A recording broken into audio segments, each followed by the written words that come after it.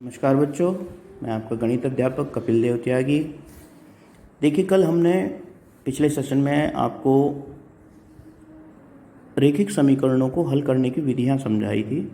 उसी पर आधारित आपकी प्रश्नावलियां हैं। आगे कुछ प्रश्न आपने करके देख लिए होंगे, कुछ हम आपको कराते हैं। इससे पहले का तीसरा पार्ट हमने करा दिया था आपको।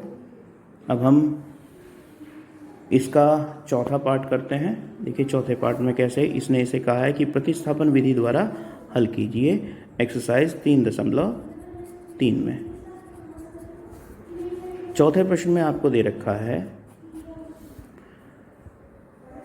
0.2x प्लस में 0.3 y बराबर 1.3 के।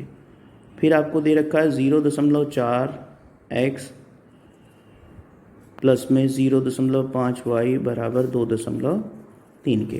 देखिए, दशमलव से घबराने की आवश्यकता नहीं है। आप सबसे पहले इसकी दशमलव ही हटा लेंगे। दोनों ही समीकरणों को 10 से गुणा कर लें। दोनों समीकरणों को 10 से गुणा करने पर 10 से गुणा करने पर क्या होगा, इनकी दशमलव हट जाएंगी। देखिए, यहाँ 10 से गुणा करेंगे तो ये समीकरण आ जाएगी आपकी 2x प्लस 3y बराबर 13 के। और यहाँ से दूसरी समीकरण फिर आपके पास आ जाएगी 4x प्लस में 5y बराबर 23 के। अब आप इसे किसी भी विधि से हल कर सकते हैं। आपको प्रतिस्थापन विधि मैंने बता रखी है कैसे हल करना है। पहले समीकरण 1 को इस वाले से हम x के या y के लिए इसका मान निकाल लेते हैं। y के लिए हल करते हैं। चलिए इसे, तो ये हमारे पास हो जाएगा 3y बराबर 13 माइनस में 2x। x को इधर ले जाएंगे उठा के, ठीक है। तो यहाँ से y का मान हमारे पास हुआ 13 माइनस में 2x और बटे में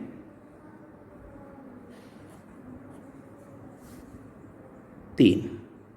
ये 3 बटे में आएगा इधर, ठीक है। ये y का मान आ गया। अब ये y का मान समीकरण 2 में प्रतिस्थापित करना होता था आपको। तो समीकरण 2 में अब ये y का मान प्रतिस्थापित करेंगे तो 4x प्लस में 5 गुणा में y का मान कितना है आपके पास 13 माइनस में 2x बटे में 3 बराबर कितने के 23 के, ठीक है। इसे हल करना शुरू करते हैं।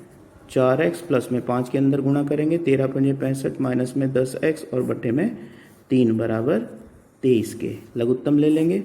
लघुत्तम आपका 3 आता है, 3 की गुणा इधर होगी तो 12x प्लस में 65 माइनस में 10x बराबर 23 के।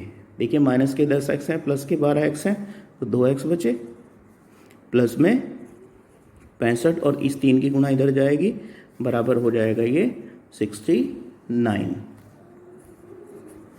65 इधर जाके घटेगा, 2x बराबर 69 माइनस में 65 कितना बचा 4। और यहाँ से x बराबर 4/2 अर्थात 2 इसका मान आ गया। और ये x का मान जो आपने ये समीकरण y के लिए हल करी थी इसमें रख के इसका y का मान निकाल लेंगे। y बराबर कितना था आपके पास 13 माइनस में 2, x की जगह क्या रखेंगे 2 और बटे में कितना है 3। तो 13 में से 4 घटेंगे 9/3 कितना आ गया 3। अर्थात x का मान कितना है 2 और y का मान कितना आ गया 3। अपने उत्तर की जांच कर लेंगे किसी भी एक समीकरण में रखने के बाद। तो ये आपका तरीका है इन प्रश्नों को हल करने का। एक 5वां प्रश्न भी देख लीजिए, क्योंकि इसमें स्क्वायर रूट दे रखा है, अनरूट दे रखा है, और अनरूट से आपको डर लगता है। ऑब्वियसली डरने की वैसे बात कुछ नहीं होती इसमें, पर करते हैं। चलिए, आपको 5वें प्रश्न में दे रखा है √2x प्लस में √3y बराबर 0 के। तो यहाँ से इस समीकरण को हम x के या y के लिए हल कर लेते हैं, क्योंकि प्रतिस्थापन विधि से आपको करना है। तो क्या होगा ये √3y बराबर √2x के, और y बराबर √3 नीचे चला जाएगा √2x बटे में √3 के, ठीक। अब जो दूसरी समीकरण आपको दे रखी है, दूसरी समीकरण आपको दे रखी है √3x माइनस में √2 √8 y बराबर 0 के। यहाँ पर आपको ये y का मान रखना है उठा के। √3x माइनस में √8 और y का मान कितना है आपके पास √2 बटे √3x और बराबर 0 के, ठीक है। लघुत्तम ले लेंगे यही साथ के साथ, अंडर रूट में 3 हुआ और इधर बराबर 0 चल ही रहा है आपका। अंडर रूट 3 की गुणा जब इसमें जाएगी तो 3x हो जाएगा। यहाँ से देखिए 2 की और अंडर रूट में 8 है आपके पास, तो अंडर रूट में 16 हो जाएगा और उसका वर्गमूल कितना आएगा आपके पास, 4 आएगा, 4x।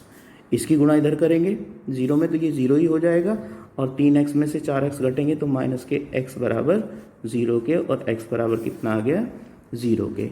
ये मान अब उठा के यहाँ पे रखेंगे x के स्थान पर, तो ये भी आपका 0 हो जाएगा। 0 में किसी भी नंबर की गुणा करते हैं तो 0 ही हो जाएगा, तो y का भी मान कितना आ रहा है, 0। ये आपका आंसर हो गया। तो इस तरीके से आपको ये प्रश्न हल करने हैं। आगे कुछ प्रश्न आपके दे रखे हैं, उन्हें देखते हैं। प्रश्न नंबर 2 पे आते हैं। प्रश्न नंबर 2 में आपको दे रखा है, इसमें आपको दिया गया है कि 2x प्लस 3y बराबर 11 तथा 2x माइनस 4y बराबर माइनस 24 को हल करके और इसमें m का वह मान ज्ञात कीजिए जिसके लिए y बराबर mx प्लस 3 हो। यानी कि जो x और y का मान इन दोनों को हल करके आए वो मान इसमें आपको प्रतिस्थापित करना है। या दूसरा तरीका क्या है कि y का ये मान दोनों समीकरण में रख दें, प्रतिस्थापित कर दें, तो भी आप निकाल सकते हैं। तो हम पहले क्या करते हैं, प्रतिस्थापन विधि द्वारा ऊपर वाले दोनों समीकरणों को हल कर लेते हैं। पहली समीकरण आपको दे रखी है 2x प्लस 3y बराबर 11 के। क्वेश्चन नंबर 2 की बात कर रहे हैं। ये समीकरण आपको दे रखी है 2x प्लस 3y बराबर 11 के। इसे हल करते हैं y के लिए, तो y बराबर हमारे पास आ गया 11 माइनस में 2x और बटे में 3। दूसरी समीकरण इसके साथ में आपको दे रखी थी 2x माइनस में